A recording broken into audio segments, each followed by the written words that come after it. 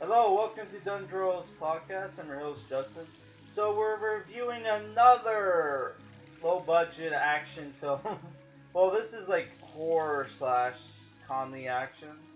Today we're reviewing the zombie wrestling movie, The Manson Brothers Midnight Zombie Massacre 2021, which is directed by Max Martini, written and starring Chris Margetis as Stone Manson. I had to go on IMDb to find who actually directed and starred in this film because they didn't show it on Google. Thank you, Google.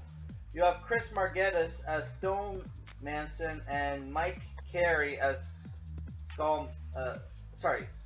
Chris Margetis as Stone Manson and Mike Carey as Skull Manson, who Mike Carey also co-wrote this film. David B. Meadows as Carson Murdoch, Randy Couture as Von Hansen, D.B Sweeney, who I was told was the star of the film, barely in the film, as Vic Quickbuck, who's like the agent slash wrestler promotioner. You got Jaden Lund as Captain Marvelous, Shannon Victoria Murray as Lucy, Karen Corona as Nina, and other names in the movie are Adrian Pasdar as Dr. Dembro. I don't know who the fuck that's supposed to be. Adrian Pasdar was in the TV show Heroes, and he also voiced like Tony Stark in the Iron Man anime, and I think he also voiced Iron Man in like some of the anime movies. I could be wrong though. And you got Rutten as Dutch, right? So the movie, it kind of reminds me of those old luchador movies where like Santo versus the evil vampire women and stuff like that, where like you have like Mexican luchadors fighting monsters, and they even in the movie the Manson brothers are like half Mexican and they get these like luchador masks that are super lucky, right? That they use to fight the zombies. So the story for this film is in a trailer park. You have this redneck arguing with his wife, and his son shows up, finds an old comic book that looks brand new, by the way, called The Manson Brothers versus the Zombies or whatever. And he's like, boy, that's a collectible #1 edition. #1 edition. And this shit is real, son. This is about wrestling legends fighting zombies, right? Zombinos, right? And he tells the kid the story of the film, and that's where we get to see like the wrestlers, right?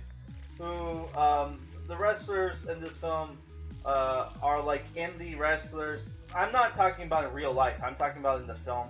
Because as far as I know, I didn't recognize anybody as wrestlers. Like, they had more MMA guys than fucking wrestlers did. Because isn't Randy Couture an MMA guy, and so is Bash Rutten or some shit? Right?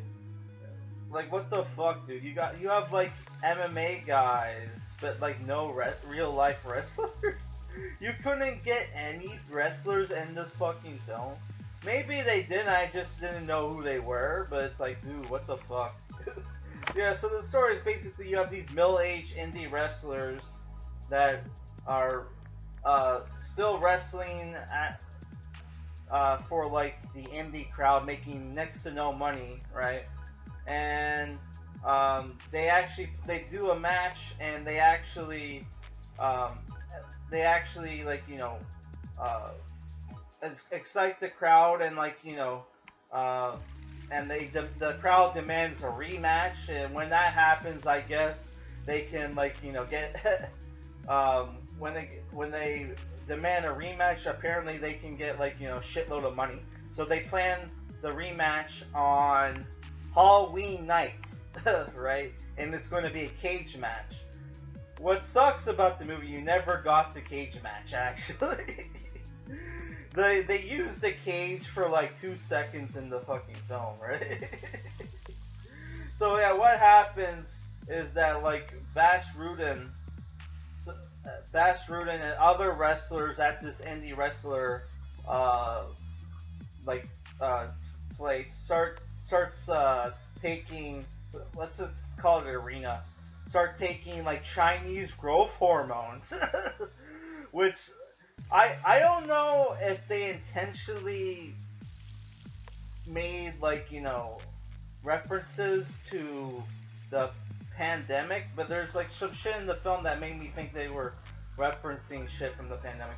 So everybody starts taking like a lot of the indie wrestlers starts taking the Chinese growth hormones, right? And they start turning into zombies.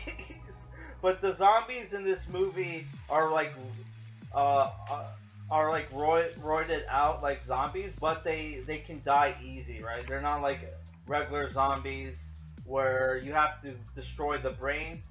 You can kill them like they were a regular human, right? But they can still like turn people into other zombies by like biting them, right? So like yeah, in the movie you have like uh, like the despite the fact that this was going on for uh, people were taking this Chinese growth hormone for a while. It doesn't. People don't really start turning into zombies until like the climax of the film, where like all where there's a massive storm in the film, massive storm that kept people like inside the arena, and they're trapped inside this building with the zombies, right? And our characters have to fight the zombies, and there's this cool fight where I don't know if I would call it cool. It was kind of lame. Where they come up with a plan to like trap the zombies inside the cage and get out, but like there's like one or two zombies left that they have to fight, and they have to fight their rival Carson, who pissed off Skull, who is the stronger wrestler of the two brothers, but is also the dumbest one. Which a lot of his lines was fucking retarded, right? It was fucking retarded. So yeah, in the movie sequel base, where the son asks me, "What happens next, Dad?" And he pulls out a comic book where they fight like where the Manson brothers fight vampire women, just like in the the first Santo film, right? Who was a real Mexican luchador, right? So, and by the way, that comic also said #1.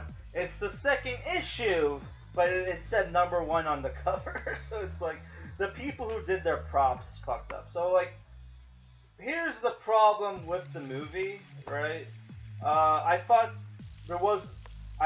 the action and gore was kind of lame, right?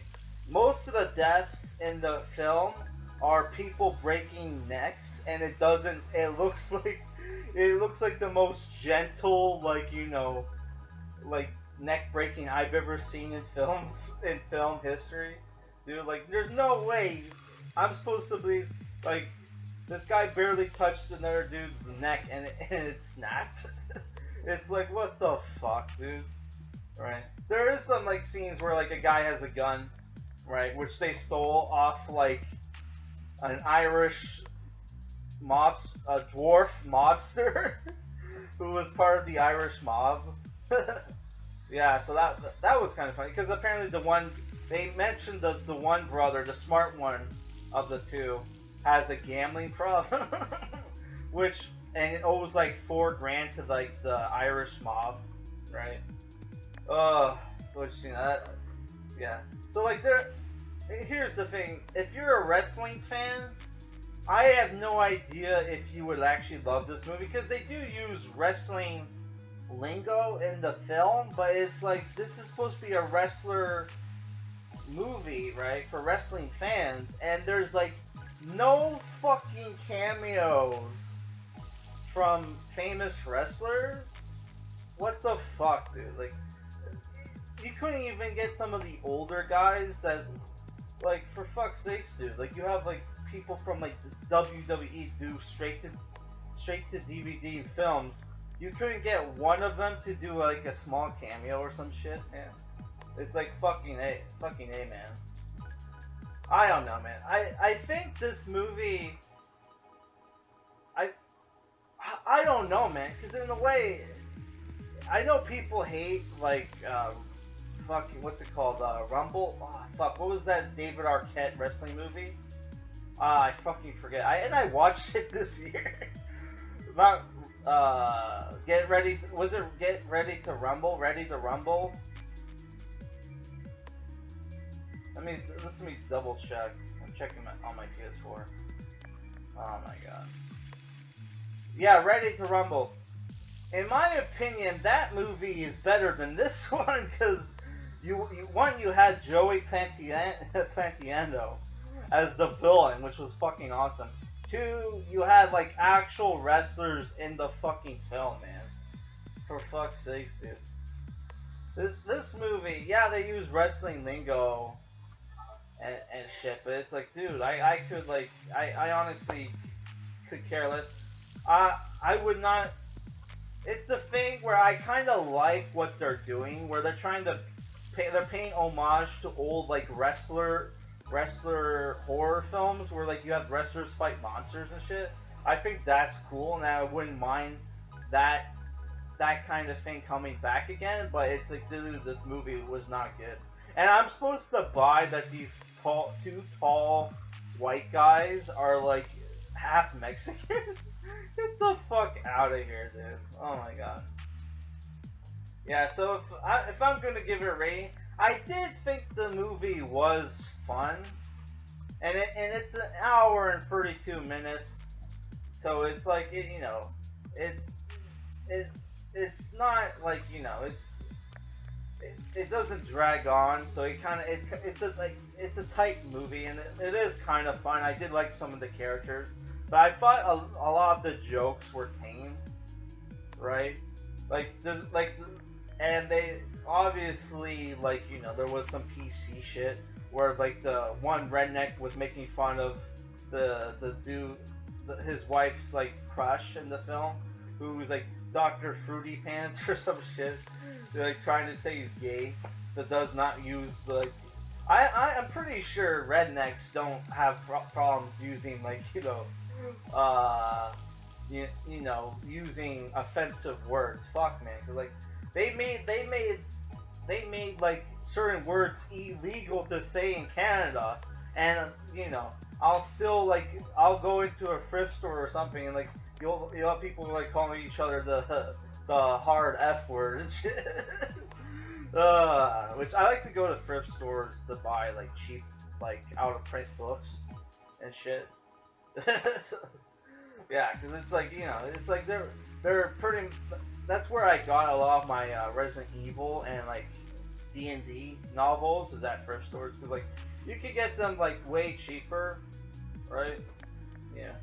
All right, that's it for this review, man. Like, it's a 5 out of 10 at best, and I'm